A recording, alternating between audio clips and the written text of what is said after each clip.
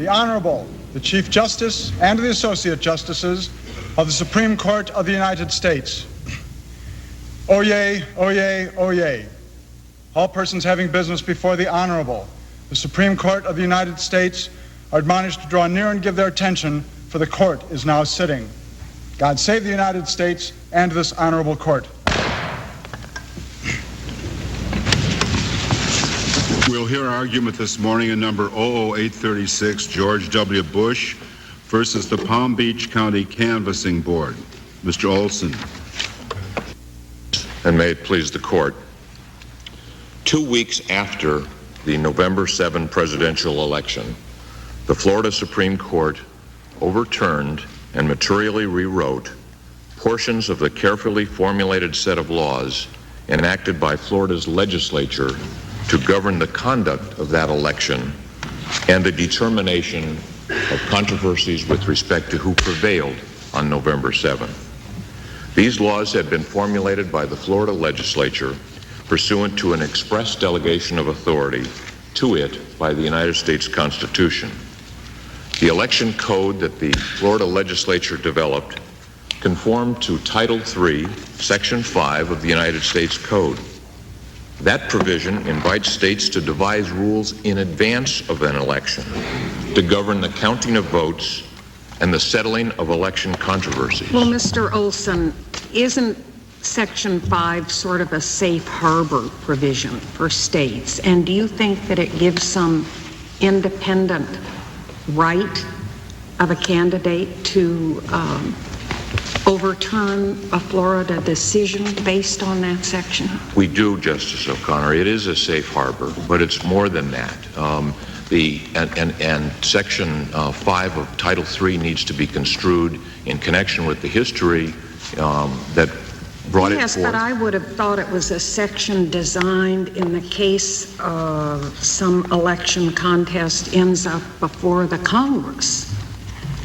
A factor that the Congress can look at in resolving such a dispute. I just don't quite understand how it would be independently enforceable. That's why I mentioned the context in which that section was adopted.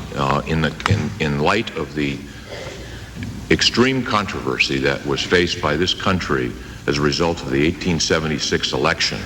And as this court knows, that election was very close.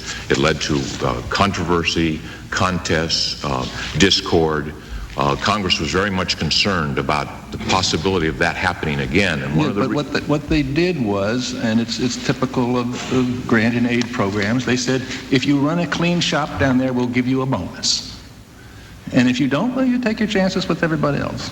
Justice Kennedy, I submit that it is much like a compact that Congress is offering in the form of Section 5. Yes, if you do these things, certain things will happen. But among these things, what Congress wanted to accomplish with Section 5 is not only to provide the benefit to the states, but to provide the benefit to the United States of the states accepting that implicit proposal. What is there in the opinion of the Supreme Court of Florida that indicates that it relied on this federal statute in the reasoning for its decision and in its judgment? Well, I think the fact is that it did not.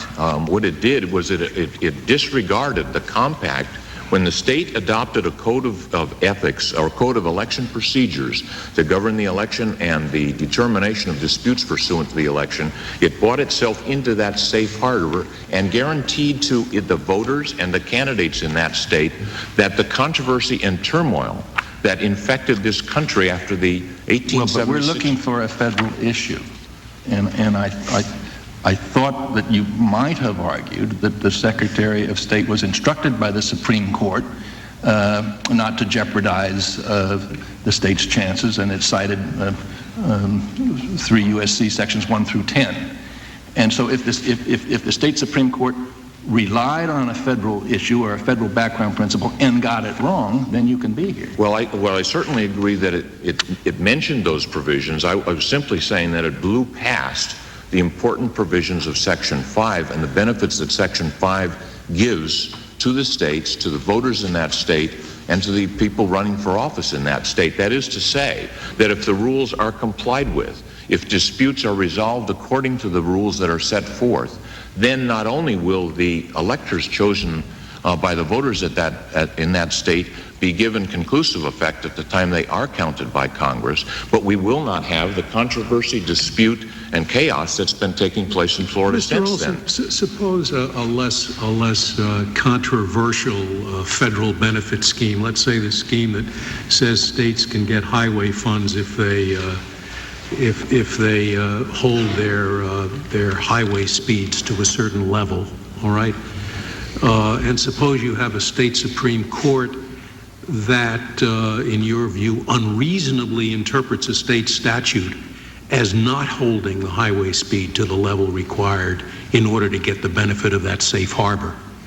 Would you think that that raises a federal question and that you could appeal the state court decision here because it deprived the state of the benefit of the highway funds? No, I don't think so. I think Why is this any different? This is a great deal different because this is, first of all, Article 2 of the Constitution, which vests authority to establish the rules exclusively in the legislatures of the state, tie in with Section 5. Secondly, as this court has stated... Let's just talk about Section 5. I mean, the constitutional question is another one. Why is Section 5 in that regard any different from the highway funding?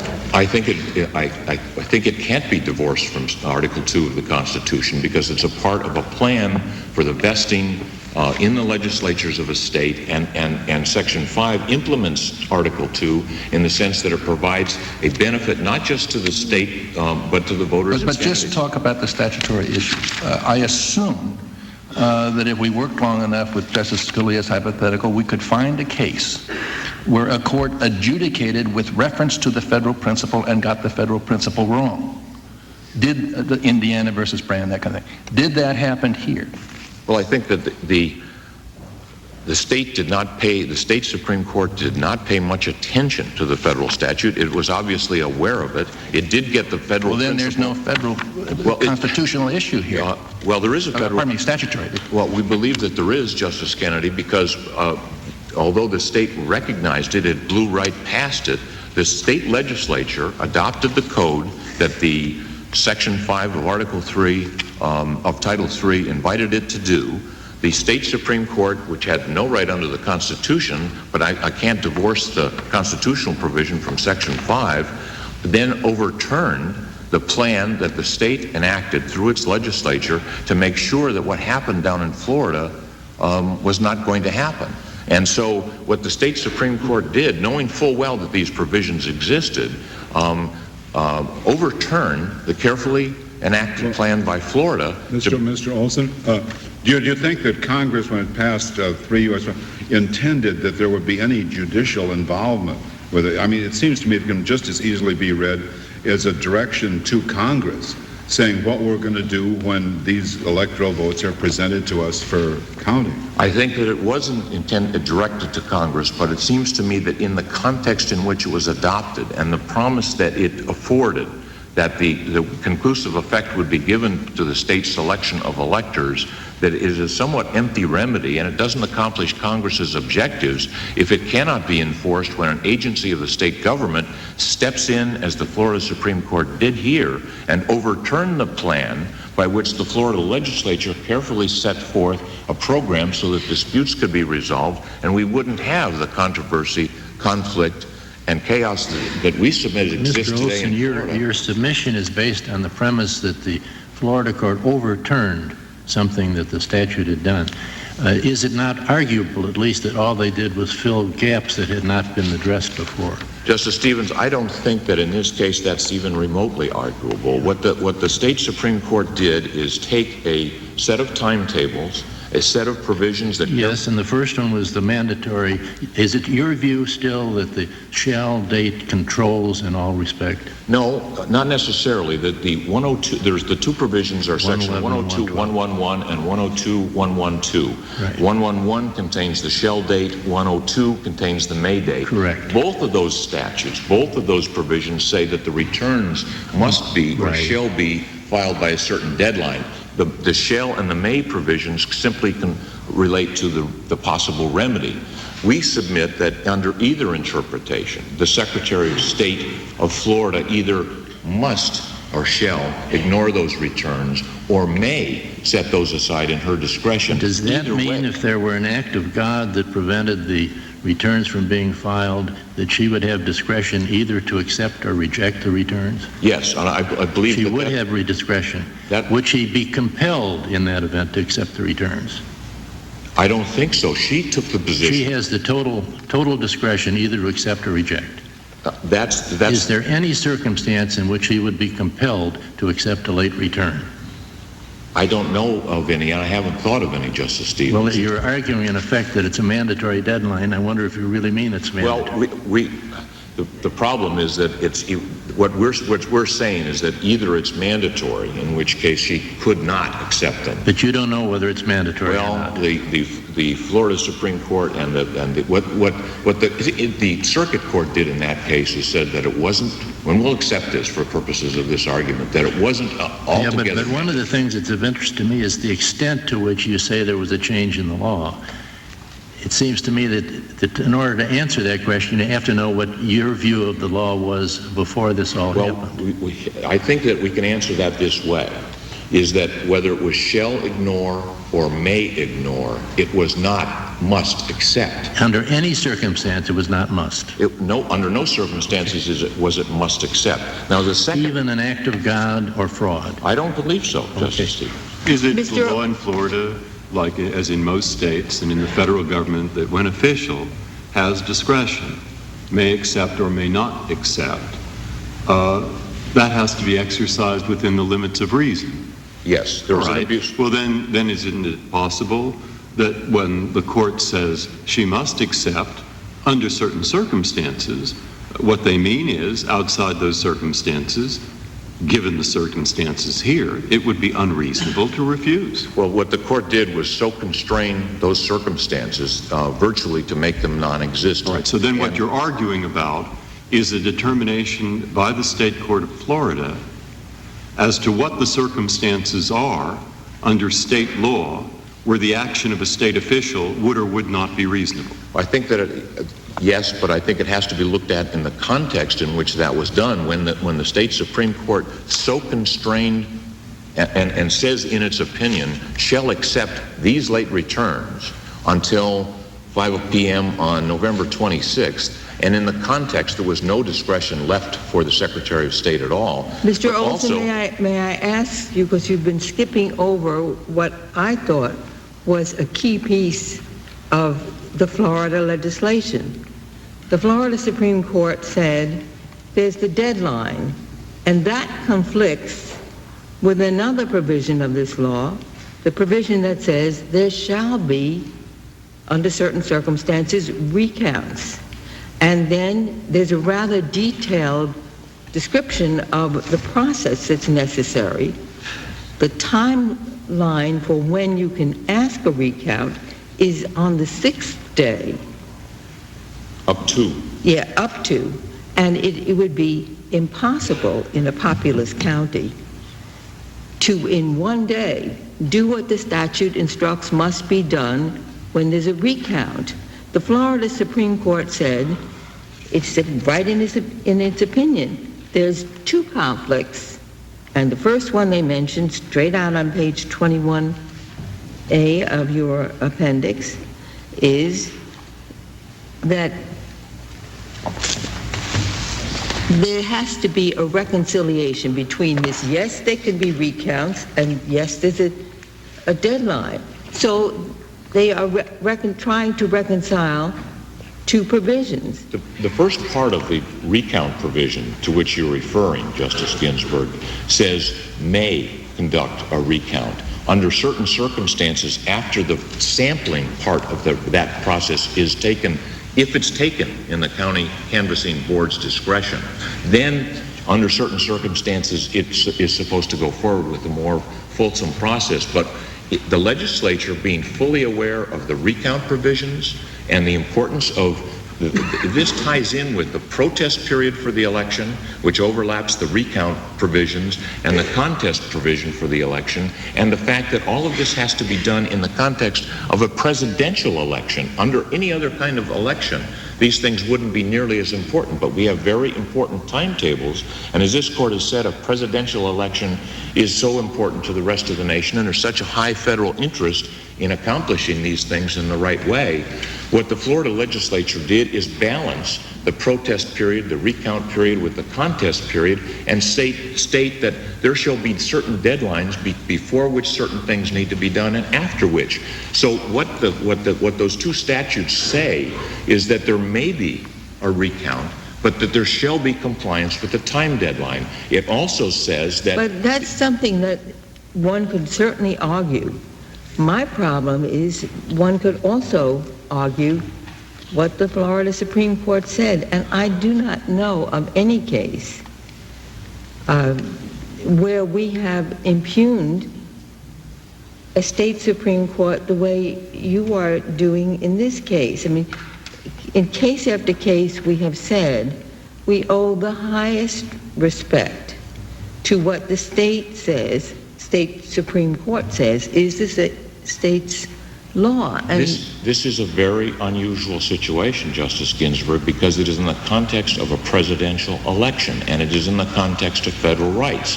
This court has, in the areas in which we've described in our brief, undertaken to review the meaning and effect of a state Supreme Court or a state court decision under certain circumstances. We submit this is one. What the Florida Supreme But I said, and even in the very cases that you cite, because I checked them, that we owe the highest respect to the state court when it says what the state law is. Yes, but then the court has also said, then we go on to see the extent to which what the state court did, as we cited in the Lindsay case, for example, in the ex post facto context, we go on to see what the import of that is in connection with the federal right. I would emphasize that what the Florida Supreme Court did is basically essentially say, we're rewriting the statute. We're changing it. Did the Secretary have any flexibility to accommodate the statute to the exigencies of the presidential election? Well, the Secretary of State. The Secretary of State did. She doesn't much anymore, because what has happened, and I would like to finish that one point, that the Florida Supreme Court said we are not going to be bound by technical statutory requirements, or what the Supreme Court called hyper-technical statutory requirements. Instead, we are going to resort to the will of the people, the will of the electorate, the will of the voters, so to speak, and we are going to, because we can't rewrite the statute, but we are going to partially rewrite the statute, we're going to resort to our equitable powers.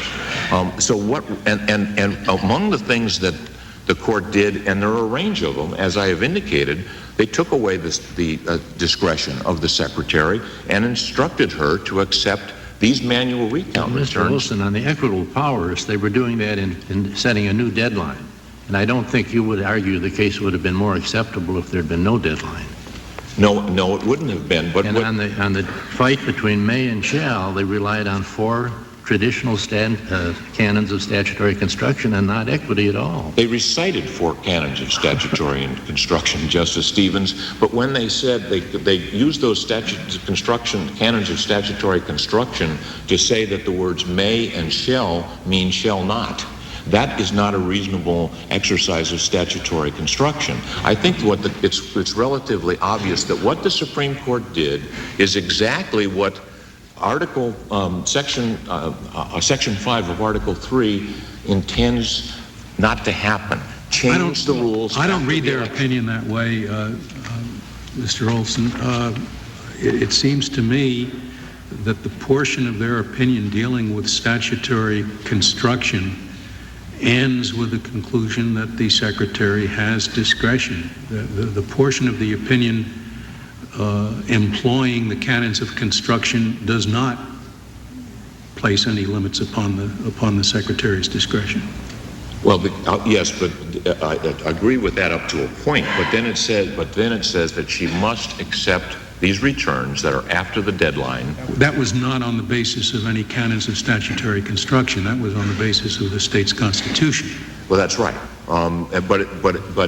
So there was both going on, and what the court was bound and determined to do was to get to a consequence that the court determined was consistent with the will of the people, irrespective of what the statute was. Mr. Olson, would you agree that when we read a state court decision, we should read it in the light most favorable to the integrity of the state Supreme Court? That if there are two possible readings, one that would impute to that court injudicial behavior, lack of integrity, indeed dishonesty, and the other that would read the opinion to say, we think this court is attempting to construe the state law. It may have been wrong. We might have interpreted it differently, but we are not the arbiters, they are. I would like to answer that in two ways. In the first place, I don't mean to suggest, and I hope my words didn't, that there was a lack of integrity or any dishonesty by the Florida Supreme Court. What we're saying that it was acting far outside the scope of its authority in connection with a exercise of power that is vested by the Constitution of the United States. If it tells us we see these two provisions in conflict, but they need to be reconciled. Under almost any other circumstances, yes, Justice Ginsburg, but in this context, we're talking about a federal right, a federal constitutional right, and the rights of individual citizens under the Constitution. And so therefore this court has a greater responsibility Mr. Olson, to look.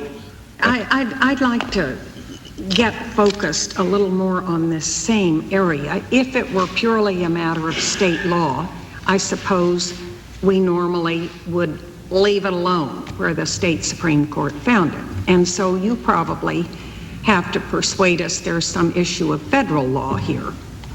Otherwise, why are we acting?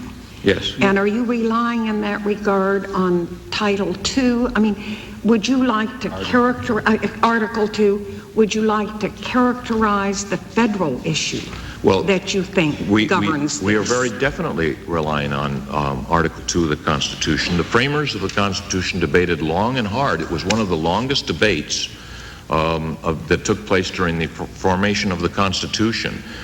Where should this power be lodged? In the federal legislature, in the state legislature, and at the ballot booth, or what? The one thing that was discussed and rejected by virtually everyone is that the power to select the manner in which electors would be appointed would be in the state judiciary. And we quote, in the state judiciary. That was rejected. The notion that it would be vested in the state judiciary was something that was rejected, and what the framers decided to do is to vest it in the state legislature, and vested that authority under Article 2, not just in the state, but in the state legislature could vest it in the judiciary if it wanted, as I read the McPherson case. And here they've done something less. The state judiciary said, we're going to invoke the ordinary election procedures, which, warts and all, it involves some interpretation by the courts and contest proceedings, etc. Well, it said that, Justice Kennedy, but what it did was supplant a set of rules enacted before the election to govern the election for a set of rules to made up after the election. All right, Mr. Olson, let's assume that it did that for the sake of argument. I want to go back to the issue that the Chief Justice raised a little while ago. And I'd like you to comment on this line of reasoning. You got Section 5. Congress in the statute seems to have gone to great lengths to provide what to do in the situation that you are describing, accepting your view of the case. Section 5, it says, if you do certain things within certain times, the conclusion that you draw is going to be conclusive upon the Congress. And in Section 15, it sets out, in fact, an elaborate set of contingencies about what the Congress is supposed to do and can do if there is a dispute as to whether a given set of procedures in the state have conformed to Section 5. Section 15 refers to regularity, it refers to legality and illegality, and it looks to me as though, at least at this stage of the proceedings, Congress has said if there is a question about whether this if-then provision in Section 5, construing Article 2, has been satisfied, then this is the decisional tree for the Congress to follow in deciding what to do about it and in resolving challenges. And it looks to me as though at this stage of the game, the statute has committed the determination of the issues that you raise and the consequences to follow from them to the Congress. Why should the court, why should the federal judiciary be interfering in what seems to be a very carefully thought out scheme for determining what happens if you are right? Because I submit that writes Section 5 essentially out of existence if an agency of state government, if a state legislature... No, it doesn't write it out of existence. It provides in Section 15 what happens if the state agency does what you says it did. If the state agency, if the state legislature empowered by the Article 2 of the Constitution does what it is invited to do by Section 5, and then another agency of state government, in this case the state Supreme Court, comes along and upsets that scheme, yes, you have ultimate resort to the resolution of the dispute under Sections 15 of Title III, but that's precisely... Well, you say you have ultimate resort, but that begs the question. That seems to be precisely the resort that Congress has provided. Well, I'm not making myself clear, I think, is that the importance of Section 5, it was to invite the state to do things that would avoid the chaos and the conflict and the controversy and the unsettled situation that this country faced in 1876. Mr. Olson, did Section 15 exist when McPherson was decided? I don't know, Justice Scalia. I don't know the answer to that, when it was adopted. I can't recall whether it was a part of the 1887 electoral count statute or not.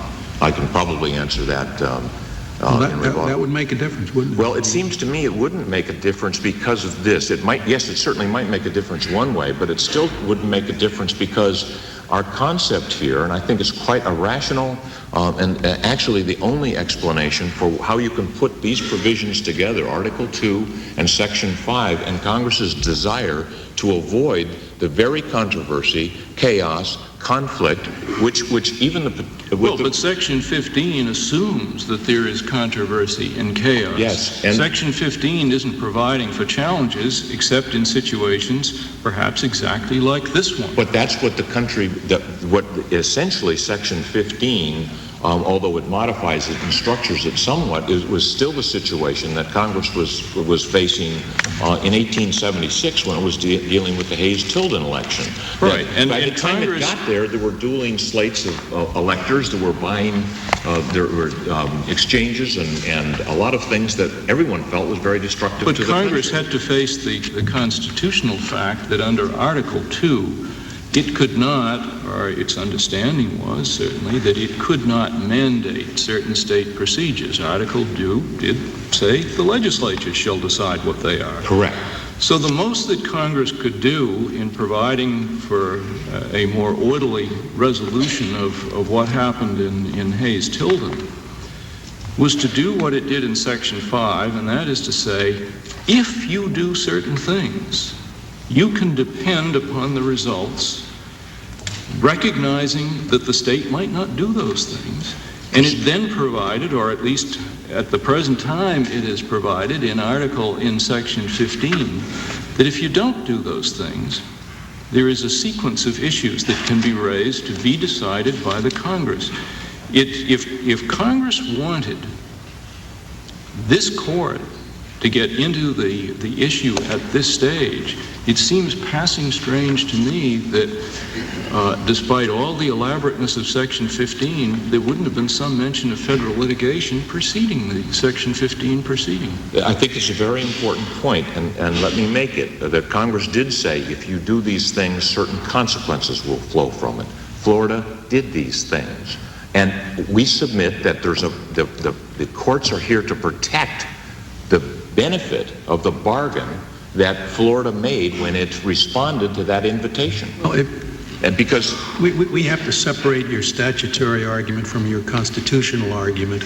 To the extent that you're relying just on the Constitution, do you think that Congress could, by Section 15, exclude the courts from adjudicating the constitutionality of what the state has done? No, I don't think so. But it certainly could express its preference for a scheme whereby the initial litigation, if you will, at this level, would take place in the Congress.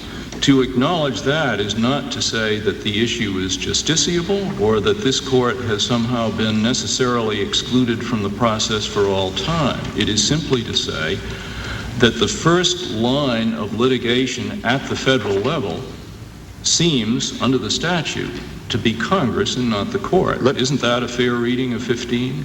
That's not a fair reading of Section 5. And let me answer this question, and I'd like, with the court's permission, to reserve the I time. don't think Section 5 goes to the issue. Well, the question is whether it's a fair reading of Section 15. I don't think that they can be read in isolation. I think that Section 5 was designed to avoid the problem created by the controversy and the having to resolve this in Congress, which is exactly what did happen in 1876 and was a very unsatisfactory situation. And in 1876, Congress did not have the rules. 1877. Congress did not have the rules with respect to conclusiveness that it now has under Section 5. And that's right, and it put those rules with respect to conclusiveness into Section 5. The Florida legislature bought into that scheme, and now the Florida Supreme Court, which doesn't have any constitutional authority pursuant to Section 2 to do so, upset that scheme, deprived Florida of the benefit of doing exactly what Congress wanted to have happen under Section 5. I would, if the court's, with the court permission, reserve the balance. Very well, Mr. Olson. Mr. Clark, we'll hear from you.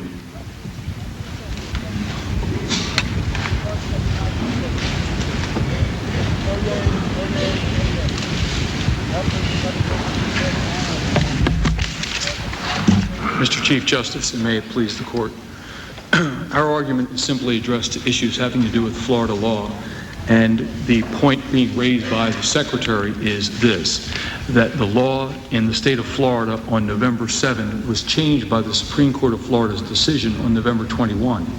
The Secretary is not contesting the right of the Florida Supreme Court to change the law of Florida, she is simply pointing out that the law did change. Does the Secretary maintain that in some instances she has a discretion that a court does not? Or can a court do whatever she might do under Florida law?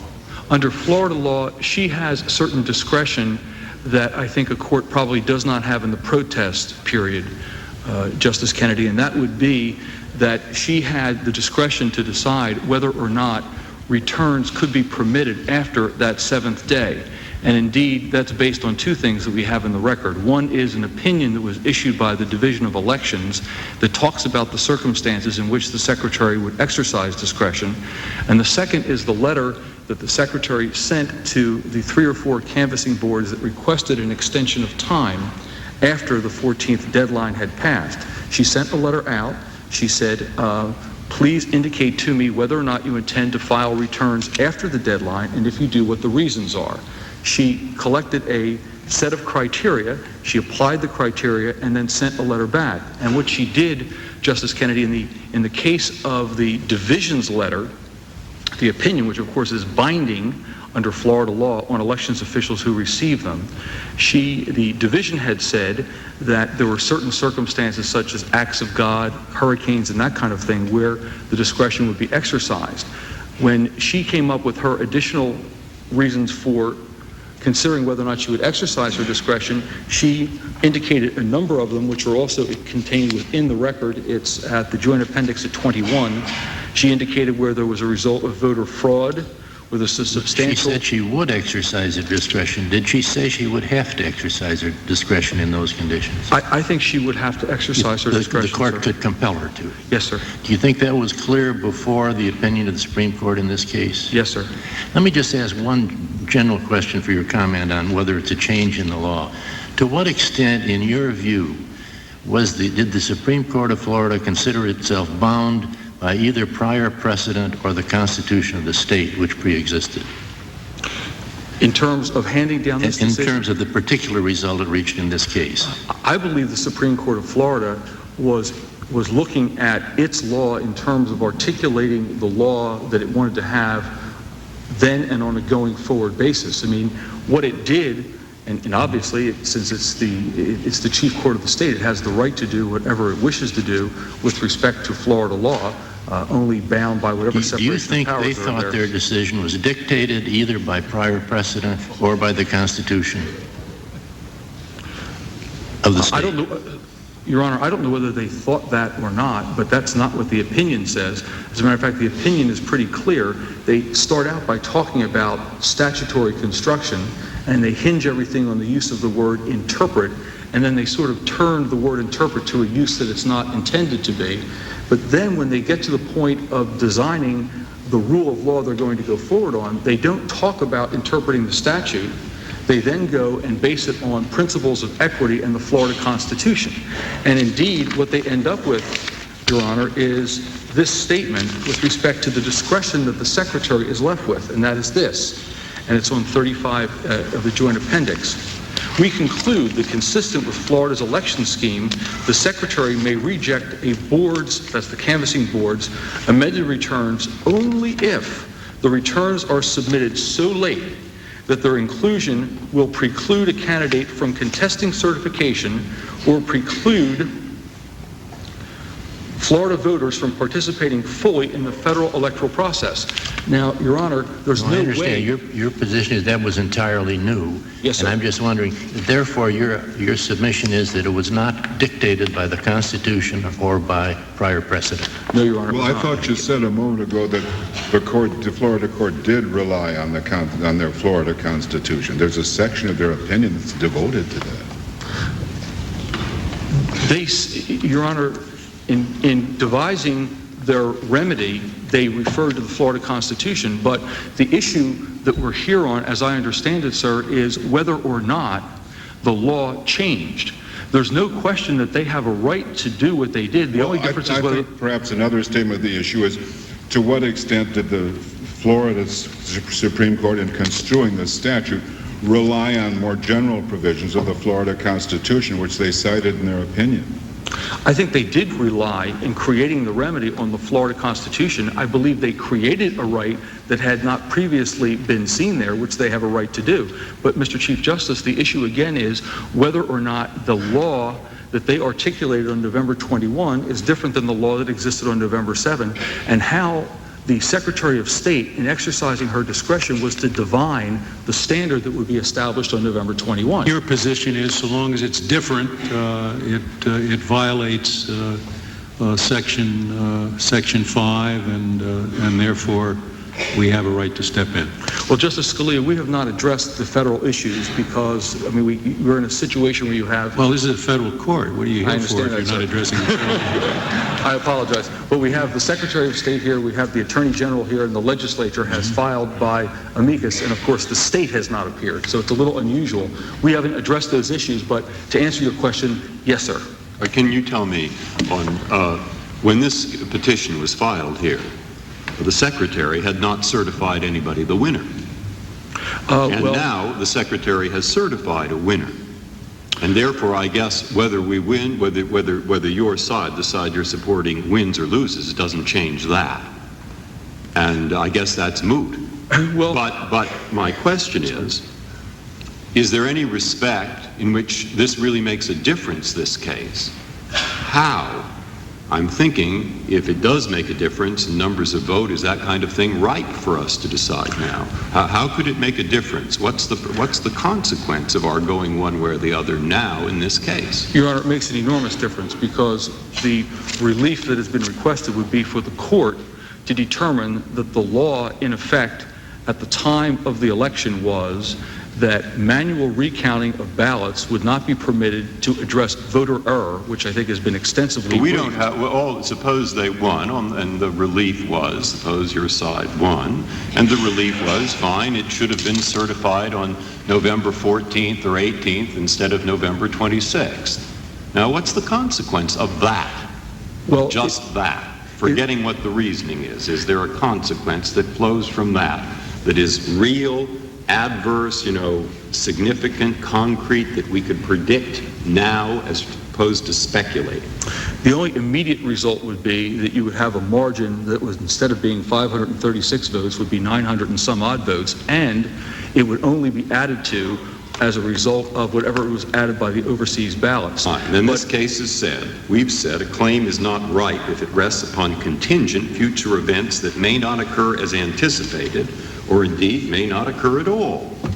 And so what I wonder is this in this realm of speculation as to whether or not it will or will not make a difference to the outcome of the election? It will make a difference to the outcome of the election because there is an ongoing contest which is interrelated and is involved with the Supreme Court's opinion.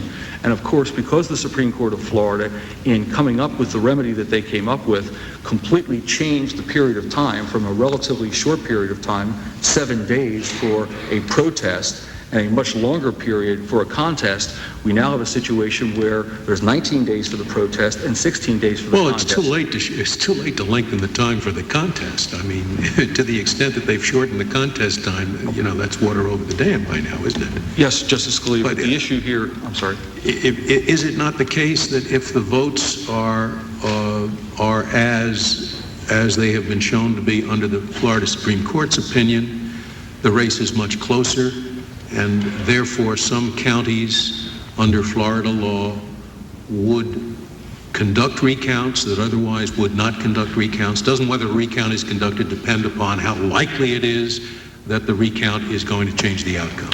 Your Honor, if the law is returned to the point it was on November 7, there is no right to a manual recount to correct voter error, and that will end the litigation that currently exists in the state of Florida, which were the opinions of the Secretary of State's Division of Elections that were issued, and also the state of the law as it existed at that point in time.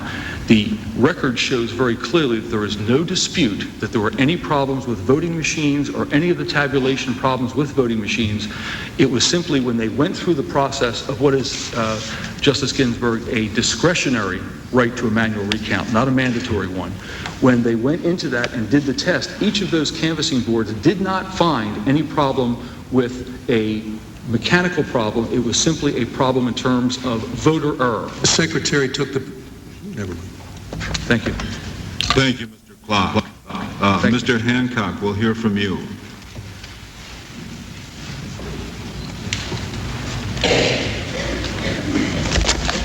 Mr. Chief Justice, and may it please the Court, in accordance with Article 2 of the United States Constitution, the Florida Legislature has directed the manner of selecting presidential electors in Florida. That manner is pursuant to a popular vote that's implemented pursuant to the general election laws of the state of Florida. I guess Article 2 permits the legislature in general to make a choice. It could itself select the electors. Yes, Justice O'Connor, we agree with that. In implementing the election law, each branch of the Florida government plays a role.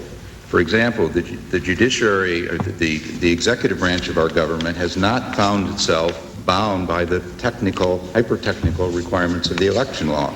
An example of that is that the executive branch has implemented a rule, not a law, but a rule that allows absentee ballots from overseas military voters to be received up to 10 days after the close of the polls. Under the law of the state of Florida, all absentee ballots have to be received by the time the polls close on election day. In your brief, you say you conclude that the Florida Supreme Court, like I think it's at page 12, like any state court, exercise its inherent equitable powers to remedy a threat to fundamental constitutional rights. And it rewrote the certification deadlines according to that power, did it not? Yes, Justice Kennedy, the only equitable power exercised by the court was setting the deadline. Right, but isn't that such an amorphous, general, abstract standard that it can't possibly be said to be a law that was enacted and in place at the time of the election? No, the laws were enacted well before the election. What happened was that in the court... Of course, the Constitution is there before the election, the due process clause is before the election, but what we're talking about is having laws of sufficient specificity and stability that people can rely on them in advance and not have them changed after the fact. And your briefs makes it very clear that they exercise their equitable powers to remedy a threat to fundamental constitutional rights and change the deadline accordingly. It seems to me that's no standard. It's an enviable standard, something we probably all agree with in the end. But so far as the requisite specificity to satisfy this 3 U.S.C. Section 5, I just don't see that it's there. The court had to do something, Justice Kennedy. It was faced with conflicts in Florida law. They had conflicting opinions from the Florida Attorney General as to the meaning of the law and the Secretary of State as to the meaning of the law. As a result of those... Maybe it had to do something, but did it comply with 3 U.S.C. Section 5? I submit, Justice Kennedy, that 3 U.S.C. Section 5 doesn't require the state to do anything. It merely says... Did it comply with that part of 3 U.S.C. Section 5 that requires that laws be enacted and in place prior to the election in order to get the safe harbor? Yes, it did. The laws were in place before the election, and those laws granted to the judiciary... But certainly the date changed. That is a dramatic change, the date for certification. Yes. Right? And it was done by the court. Yes, it was done... And the legislature had very clearly said, 7 days after, that's the date. And it just does look like a very dramatic change made by the Florida court. And I'm wondering if that is consistent, in fact, with the notion expressed at least in Section 5, so that the result would be, if it did go to Congress, it would be a change. I agree that the date was implemented pursuant to the court's equitable powers. Other than that, it was a routine exercise in statutory construction. The court was faced with a situation, first of all, where because of conflicting advice, the counties had started and then stopped conducting manual recounts because of advice from the Secretary of the State, which the Supreme Court ultimately concluded to be erroneous. Yes, and that advice was, and this was really the beginning of all of the problem, her advice was that the provision providing for recounts, manual recounts, not requiring them but giving them as one of the options, only came into play when there was some defect in the machinery and was not available for voter error. That is, for voters who didn't punch the cards the way they were supposed to. And the attorney, your office came out with the opposite conclusion. The Secretary's brief contends that that had always been the rule in Florida. Is that the case? Do you know of any other elections in Florida in which recounts were conducted, manual recounts, because of an allegation that some voters did not punch the cards the way they should have through their fault? No problem with the machinery, it's working fine, but there were pregnant chads, hanging chads, and so forth.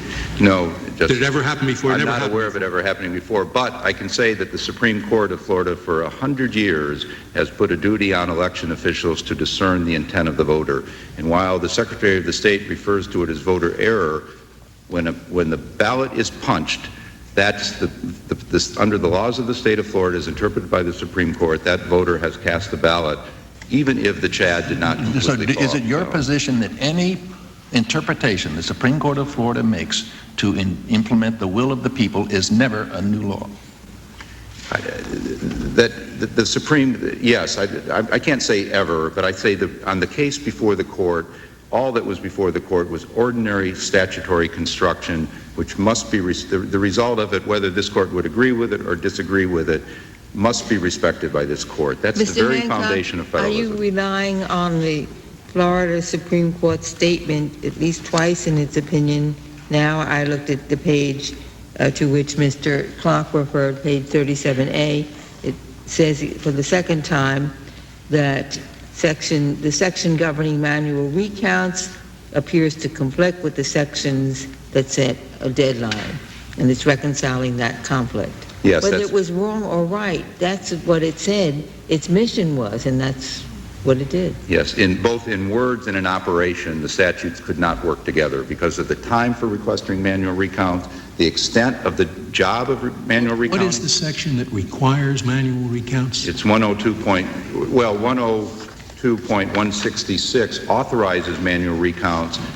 That's different from requiring. Yes, but once it starts, Justice Scalia, once it's authorized, if the initial sample recount shows an error that might affect the outcome of the election, then the board is then required to, among other things, conduct a full manual recount. No, it's required to do one of three things, right, one of which could be a manual recount. Yes. But it could decide to do one of the other two instead.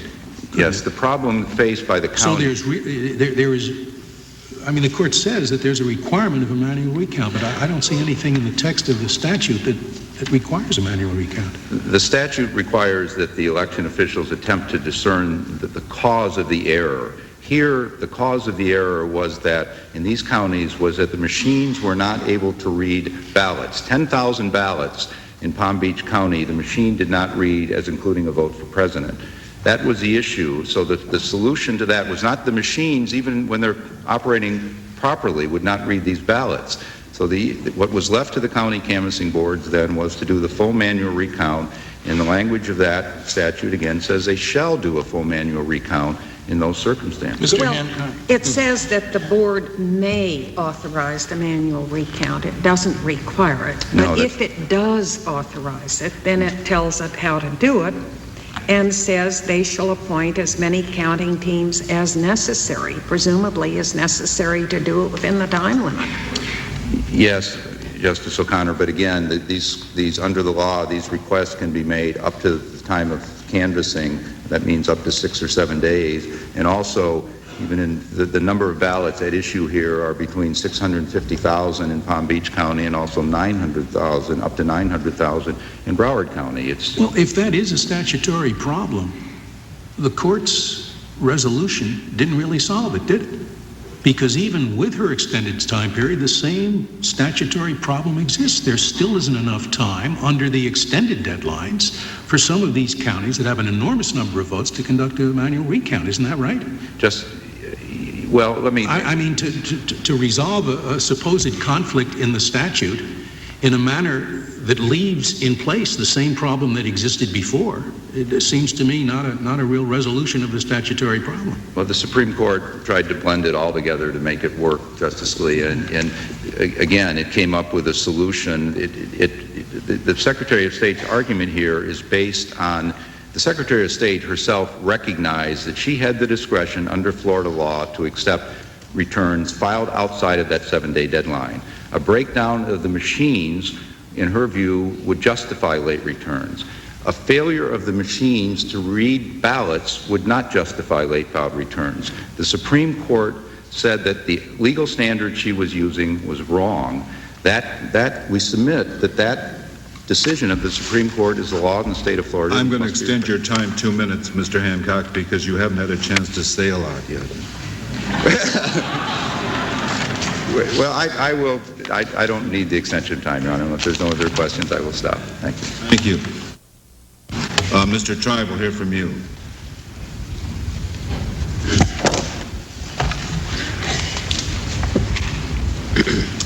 Mr. Chief Justice, and may it please the Court, I think I would want to note at the outset that the alleged due process violation, which keeps popping up and then disappearing and has, as far as I can tell, not appeared in the state Supreme Court, did make one appearance in the reply brief here, is really not before the Court, and for understandable reasons, because although it is part of the popular culture to talk about how unfair it is to change the rules of the game.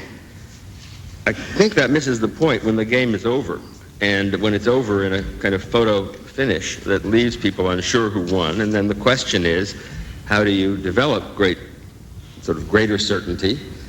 And a rather common technique is a recount, sometimes a manual recount, sometimes taking more time. It would be rather like looking more closely at the film of a photo finish. It's nothing extraordinary. It's not like suddenly moving Heartbreak Hill or adding a mile or subtracting a mile from... You're saying marathon. no important policy in 3 U.S.C. Section 5? No. In fact, we can change the rules after the game's not important. No, Popular certainly culture. not, Justice Kennedy. But I read U.S.C. Section 5, that is 3 U.S.C. Section 5, not as a requirement that, for example, one never add resources to checking how a particular ballot was cast. If you look at the language, I think it's really much too casual to say of it that all of the laws must stay fixed in order to have the safe harbor apply, though as I'll try to argue in a few minutes, that's really not a question for this court, but rather for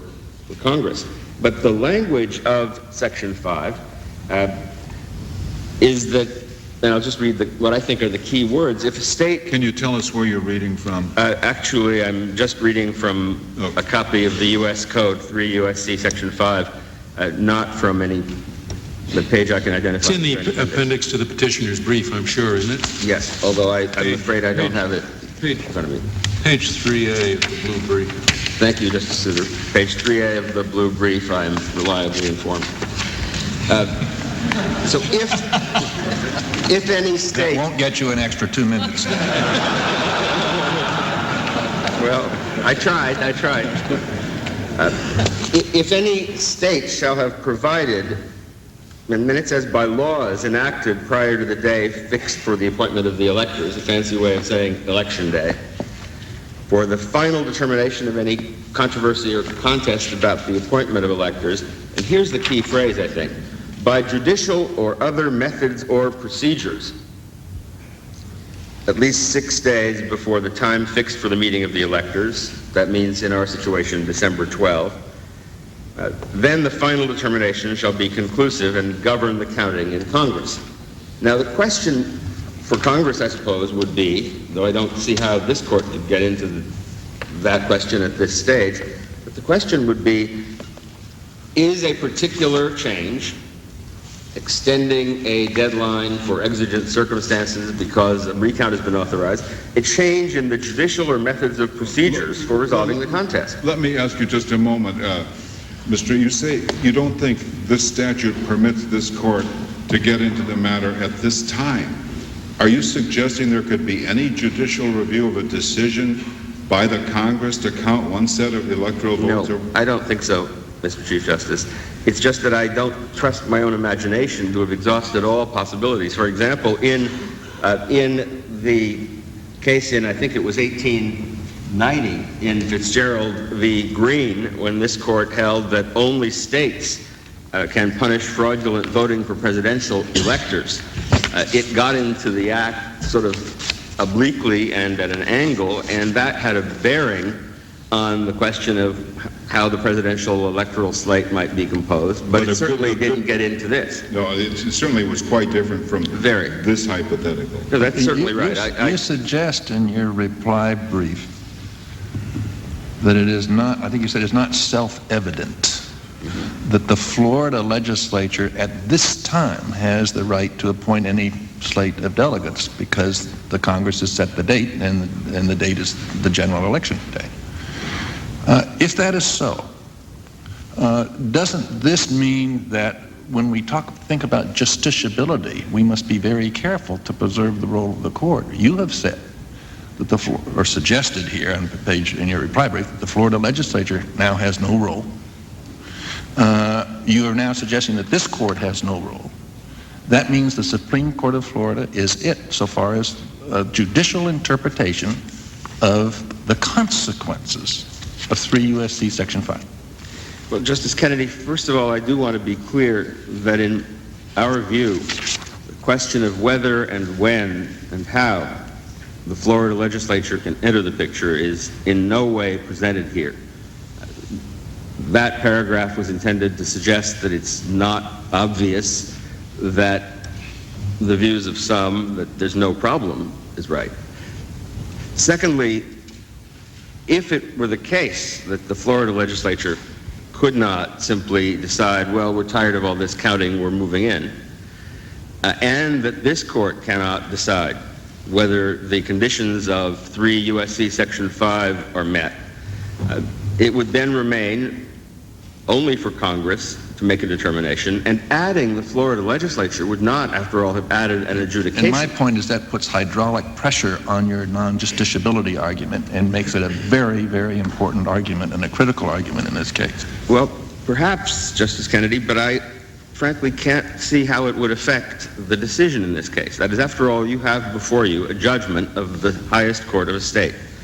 As Justice Ginsburg and others have suggested, it would ordinarily be the case, surely, that one would not go out of one's way to read the judgment as a breach of faith with the duties of trying to reconcile provisions that are in tension. I guess in the area, though, of presidential electors, it could be that that court, as all courts would be, have to be informed, at least, by the provisions of Section 5 in reviewing the laws enacted by the legislature of the state. I mean, it had to register somehow with the Florida courts that statute was there and that it might be in the state's best interest not to go around changing the law after the election. Well, Justice O'Connor, I certainly agree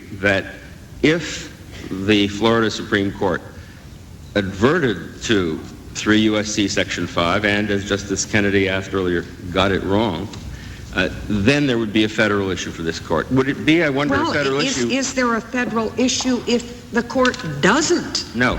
The answer is no. Advert to it. It would be nice, but remember, it is because of Article 2, which, after all, does give the legislature plenary power, and must have wanted to have the laws in place so that Florida wouldn't risk losing its electoral votes. I mean, the legislature had to want that by enacting laws, and perhaps the Florida court has to be aware of the consequences to the state of changing the rules. But Justice O'Connor, under Article 2, Section 1, Clause 2, the authority to regulate the manner of the choice of electors is vested in the state legislature. If the state legislature decides from the beginning to exercise that authority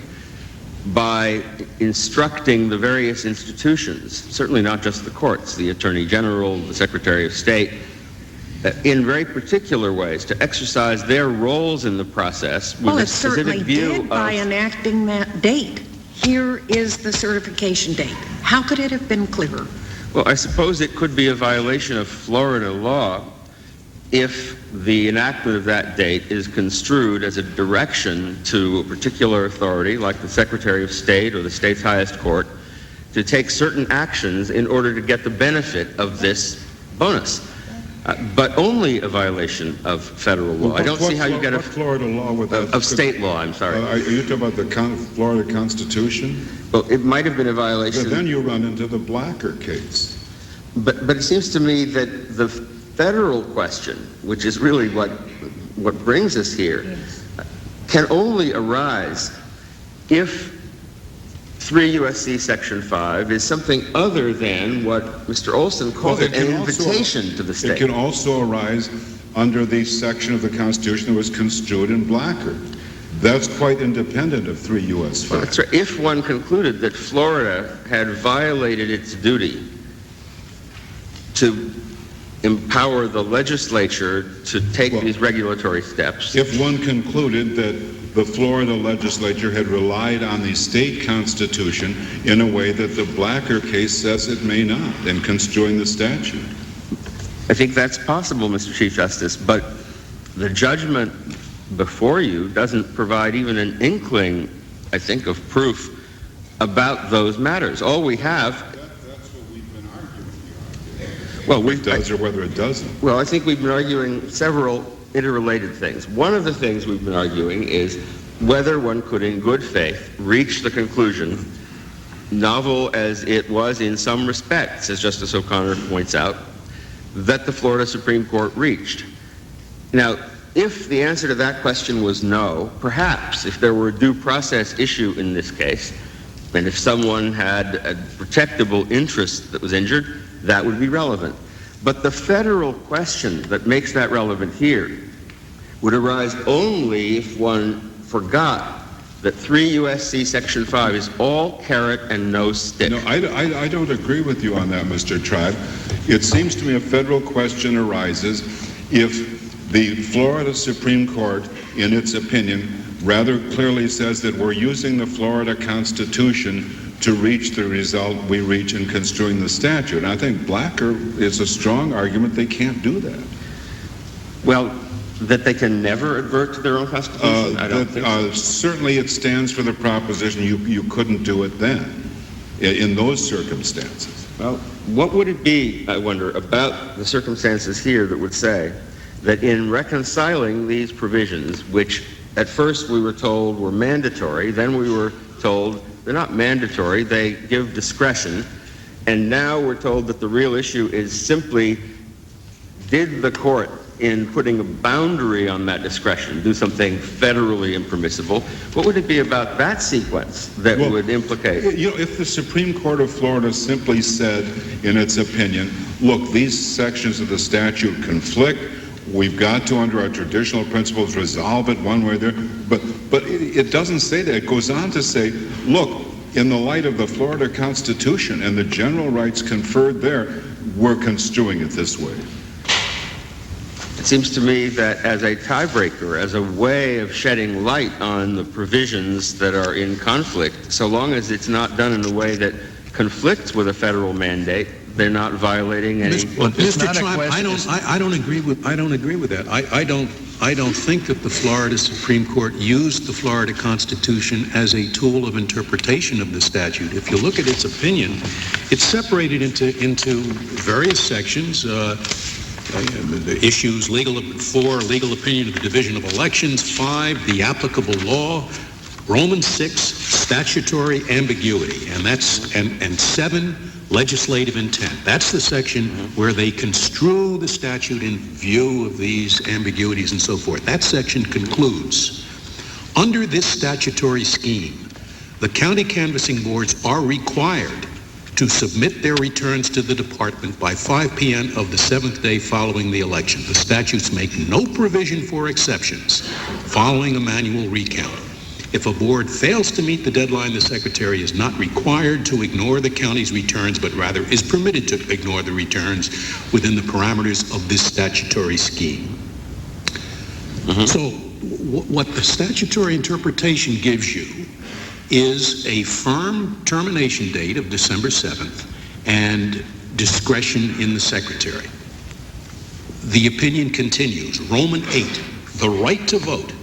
The text of our Florida Constitution begins with a Declaration of Rights, and it goes on to say that to the extent the legislature may enact laws regulating the electoral process, those laws are valid only if they impose no, quote, unreasonable or unnecessary, close quote, restraints on the right of suffrage contained in the Constitution. In other words, I read the Florida court's opinion as quite clearly saying, having determined what the legislative intent was, we find that our state constitution trumps that legislative intent. I don't think there's any other way to read it.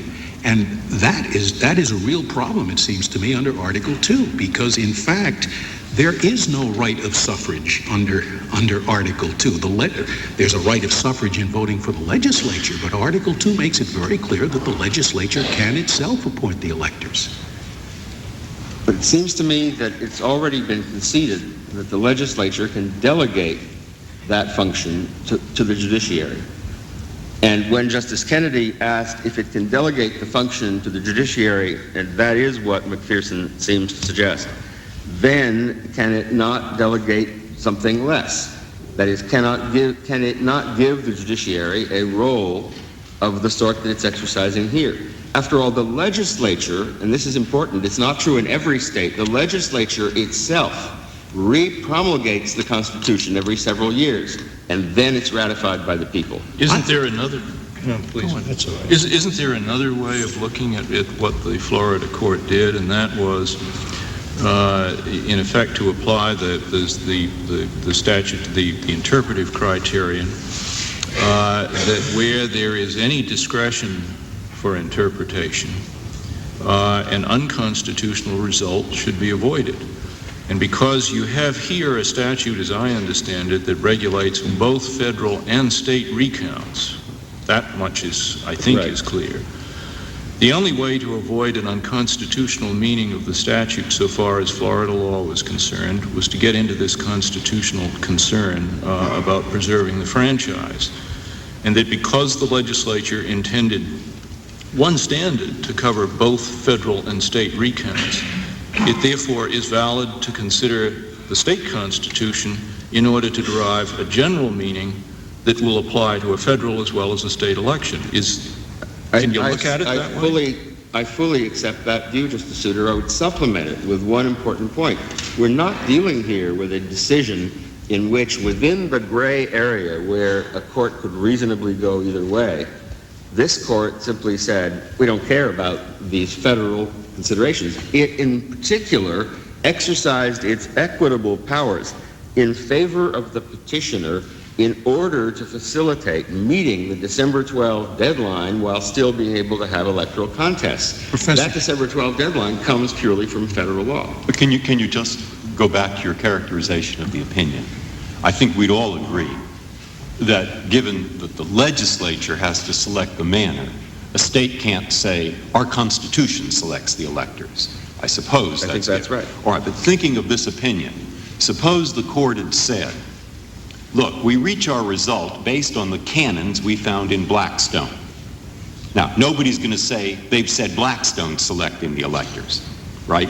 I think that all makes right. sense. Now, I suppose they said we reached this decision based on the values found in the Constitution. That would be like Blackstone.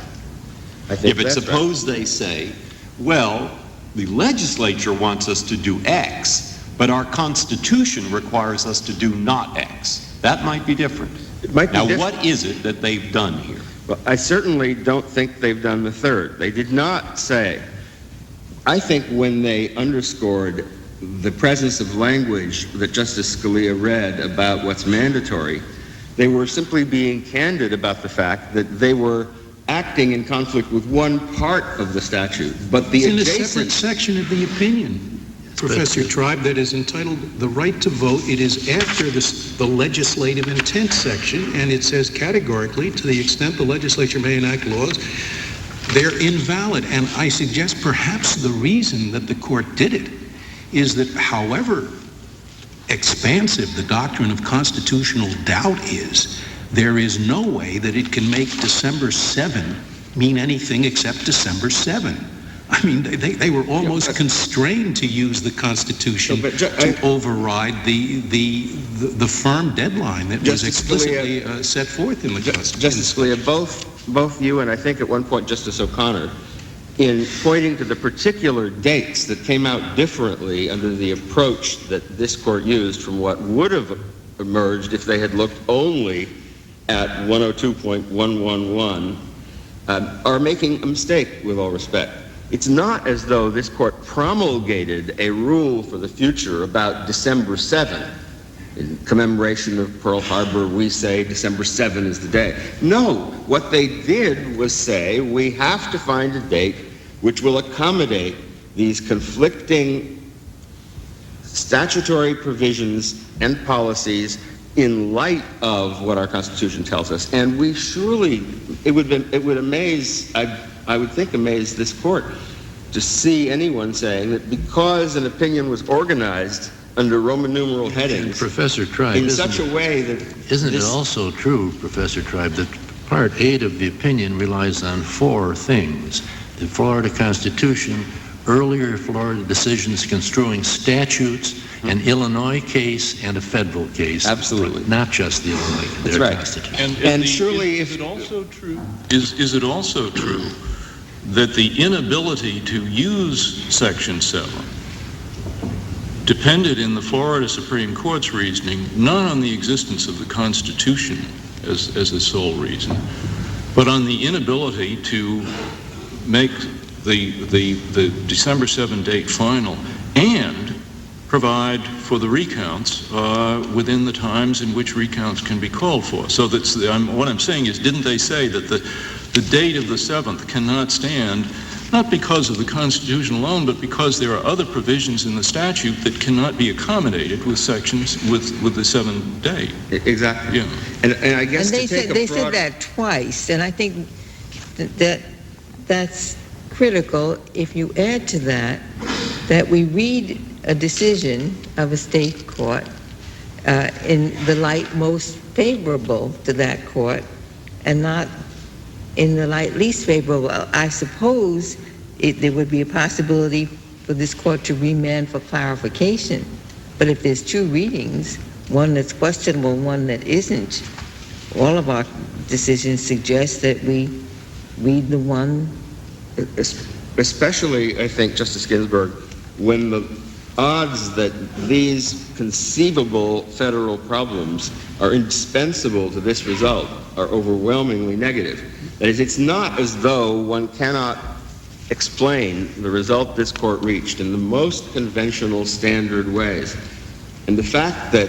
Professor Tribe, I would feel much better about that resolution if you could give me one sentence in the opinion that supports the second of these supposed alternative readings, that supports the proposition that the Florida Supreme Court was using the constitutional right to vote provisions as an interpretive tool to determine what the statute meant. I can't find a single sentence. I think, Justice Scalia, I can do a little better than find a sentence. The entire structure of that part of the opinion, as Justice Stevens points out, would be incoherent if the Constitution was decisive. That is the highest law in Florida. Why bother with all the rest if that is anything more than an interpretive guide? You would bother with it because, having decided very clearly what the statute requires and finding no way to get around the firm date set, you say the reason it's bad is because of the state constitution. That's how it's written. Now, but they might have tried it another way, but it seems to me they didn't. They also say that the provision that reaches the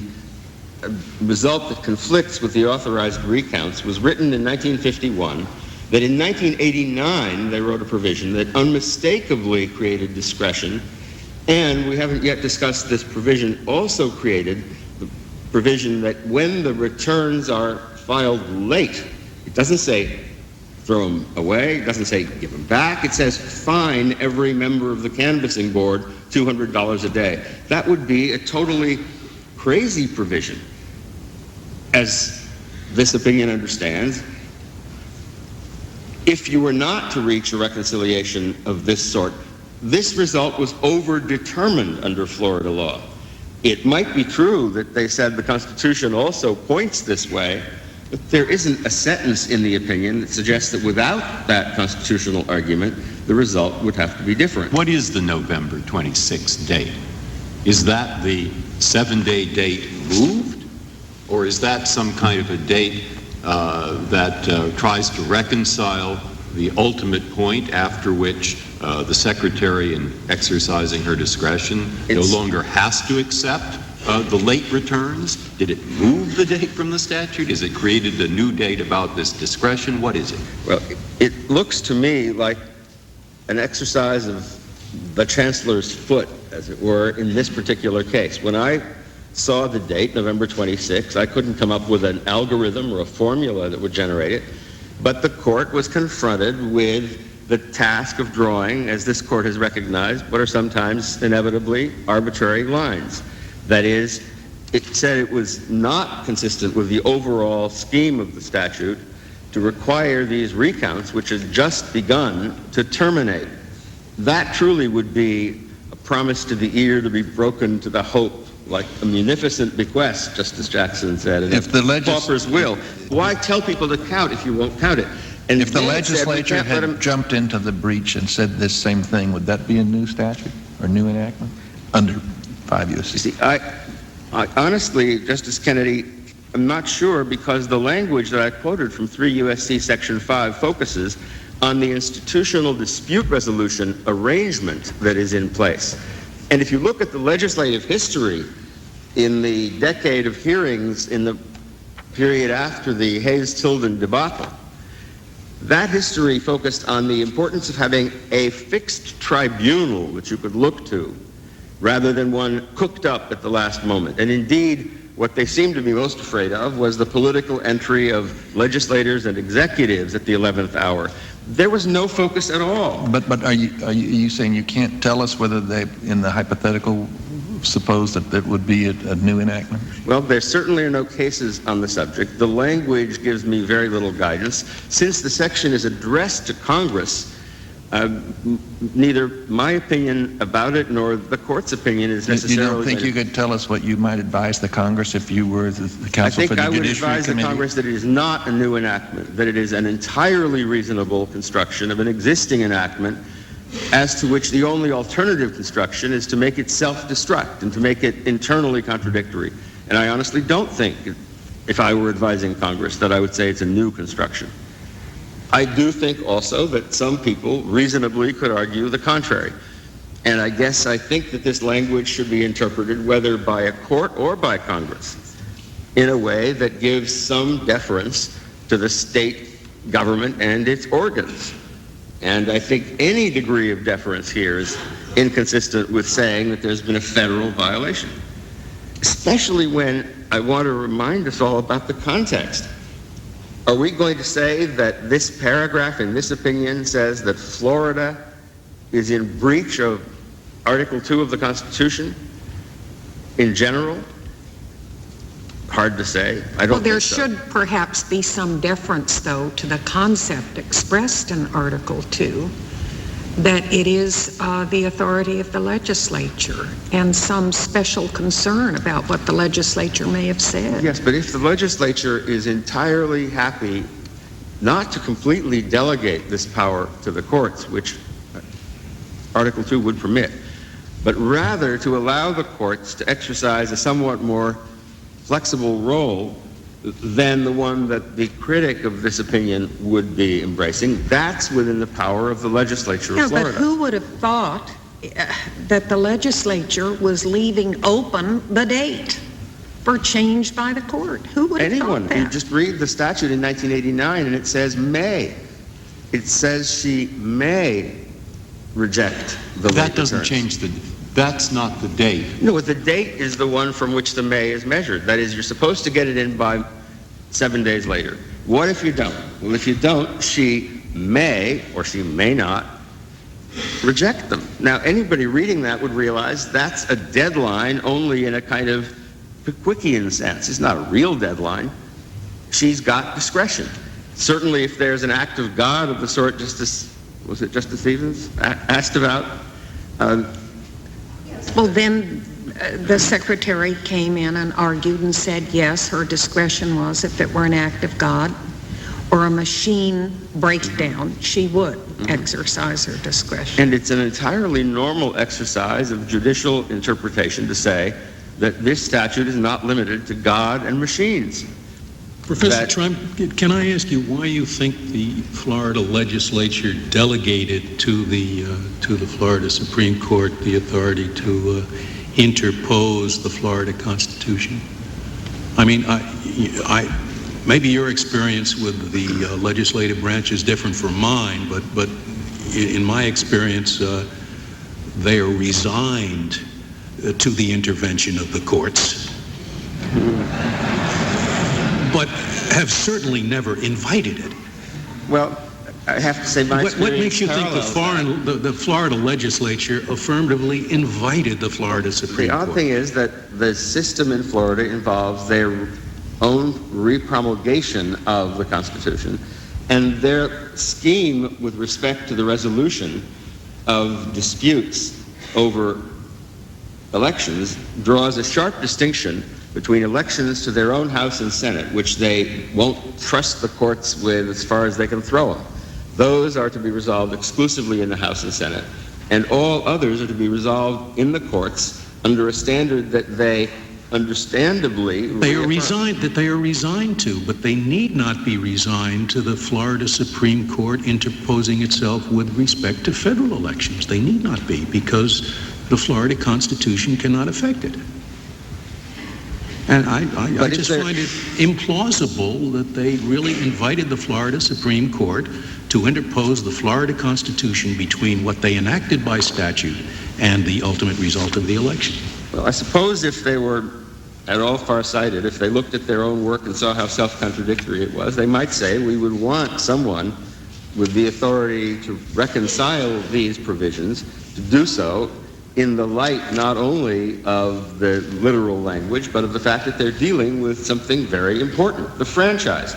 The disenfranchising people, which is what this is all about, disenfranchising people isn't very nice. But wouldn't Justice violate the federal as well as the state constitution? But wouldn't Justice Scalia's suggestion be a stronger suggestion if they had dealt by this statute only with federal elections or only with the presidential election, as opposed to dealing with both state and federal in the same statute?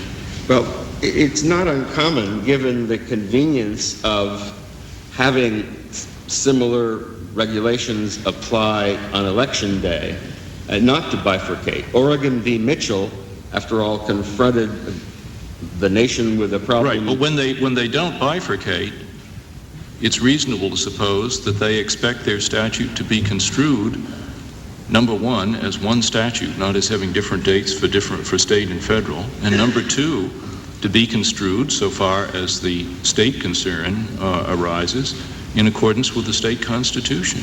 And if that is so, then the result is they would expect a state constitutional concern to inform their interpretation of a statute which ultimately governs federal as well as state.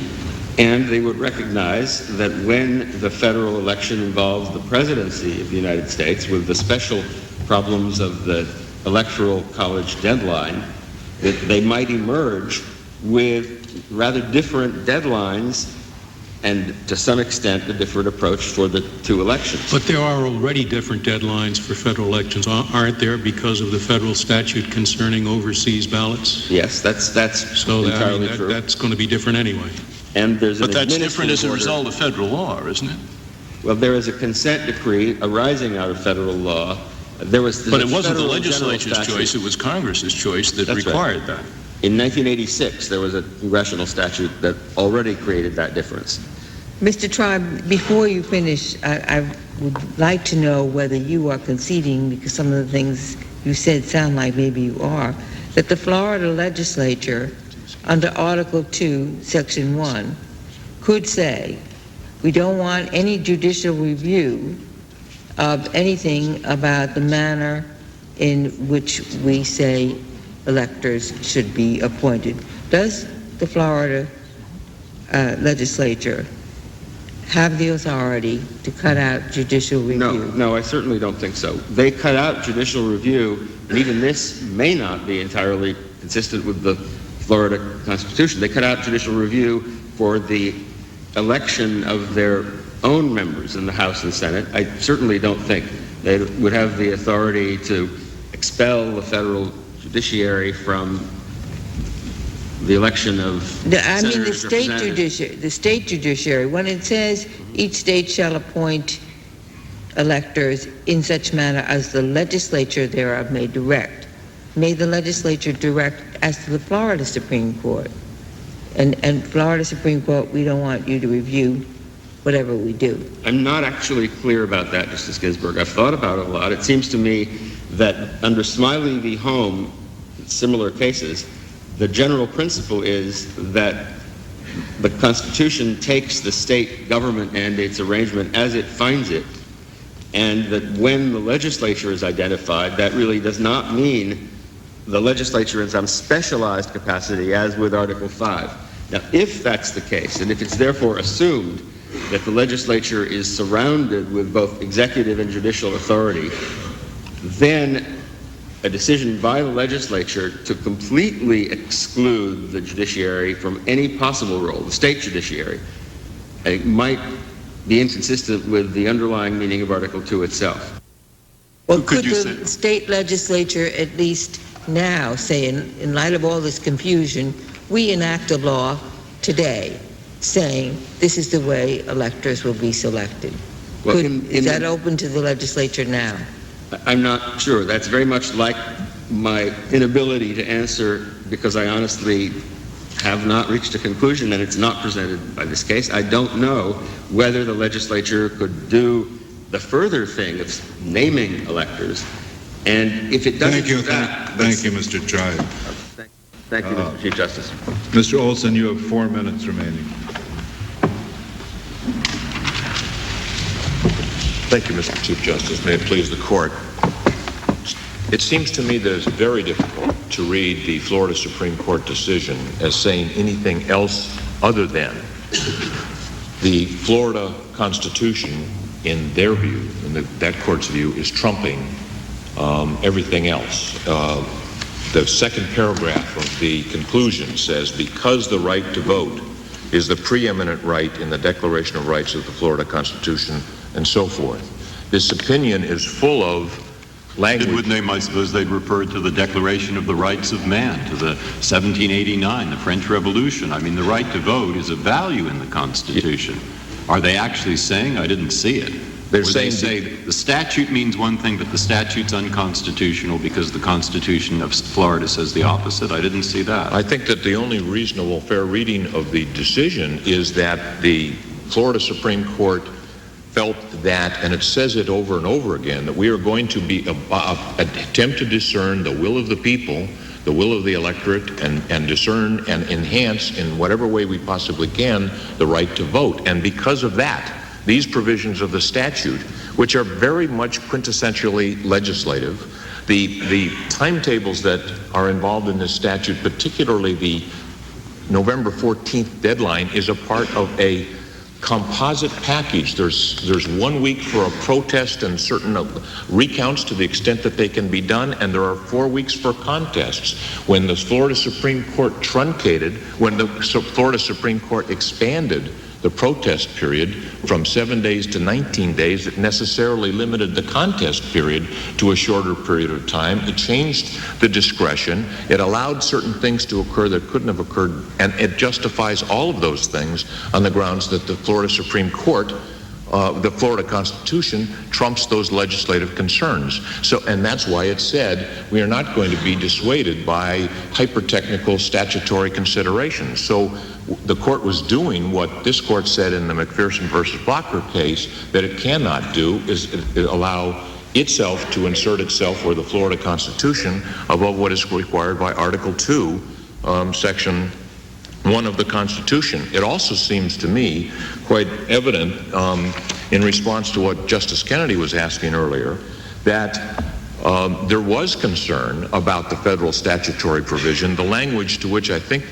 Justice Kennedy was referring is on page 32A of the appendix to the petition from the court's decision, and there's a footnote there that does refer to reference to 3 U.S.C. 1 through 10, which of course includes Section 5, and it says so in conjunction with the statement that the exercise of the discretion by the Secretary of State could not be done in such a way that would preclude Florida voters from participating fully in the federal electoral process. The court was assuming, it seems to me, that it was not conflicted. The decision that it was rendering was not going to cause a conflict with the federal statutory scheme, and it was, we submit, in error in that regard. So to sum up with respect to this, the Florida Supreme Court radically changed the legislative scheme because it thought it could do so under the Florida Constitution.